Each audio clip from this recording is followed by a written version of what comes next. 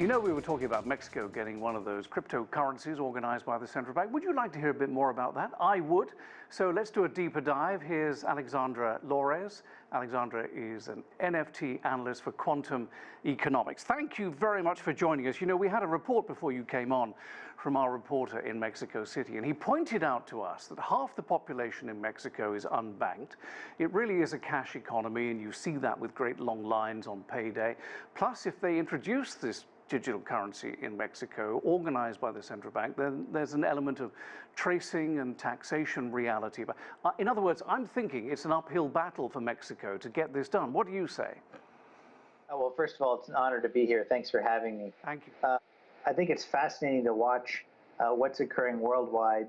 There's about 90 countries now that are working on their own digital currency, central bank digital currency, which, as you alluded to, is a bit more on the centralized side of things, where the government is actually putting together a currency that can be more tracked. And, many proponents of cryptocurrency have, resisted the idea of surveillance or censorship and have gone the route of Bitcoin and cryptocurrencies because of the decentralized aspect. But one thing is for certain, money is going digital.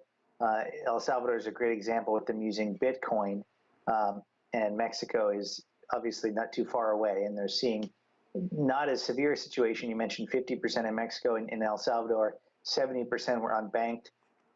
So they really stepped over the kind of middle area. They kind of skipped traditional banking infrastructure and went right to a digital currency, which can be activated with smartphones, which makes any digital currencies, whether cryptocurrencies or central bank digital currencies, easy to use through simply smartphone infrastructure, which people in many countries that haven't been banked do have access to phones. But Alexandra, I'm reminded that Venezuela tried a CBDC, I think in 2018, called the Petro.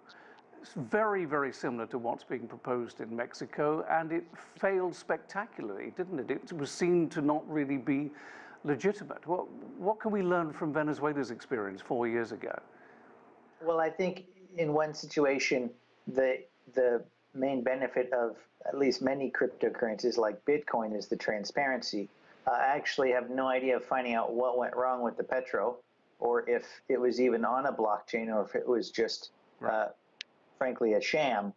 There's really no way of finding out, and that particular government administration obviously had difficulties with transparency on a number of issues. So one main difference between Mexico and Venezuela is there aren't, there's other issues Venezuela has that are well beyond the issues of Venezuela, I'll say.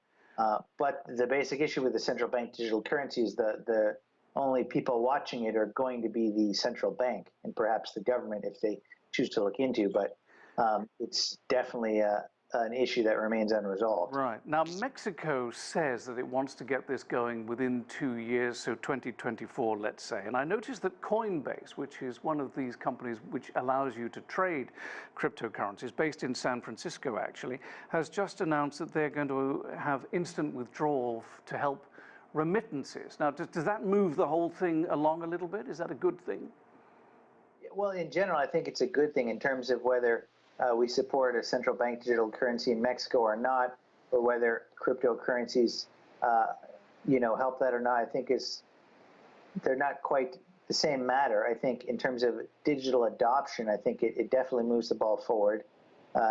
They've seen in El Salvador, Strike, a different company, has set up a Chivo wallet. But as you mentioned, Coinbase is, I believe, the second largest exchange in the world. They have the resources to invest in a massive project like this. So I think them taking this on is very positive for cryptocurrency in general. It's also very positive for the people of Mexico, because in El Salvador, similar situation, there's very high fees for remittances. And Mexico is a much larger nation, but there still are, remittances is still a significant portion of the economy. In El Salvador, it's, I believe, the largest part of the economy. Mexico is a much larger economy, but the fact that the country will be able, and the people will be able to save a lot of money, and a lot of that money will be going into households that they can use instead of being taken by, intermediaries, I think is going to be a good thing for the people of Mexico. Well, that is very interesting indeed. And I really want to talk more about how this cryptocurrency thing helps poor people, not just in Mexico and Latin America, but all the way around the world. We don't have time now, but we will come back to it, and I'm sure we'll come back to you. Alexandre Lores, thank you very much. We appreciate you. Thank you. Anytime. Thank you. Thank you, sir.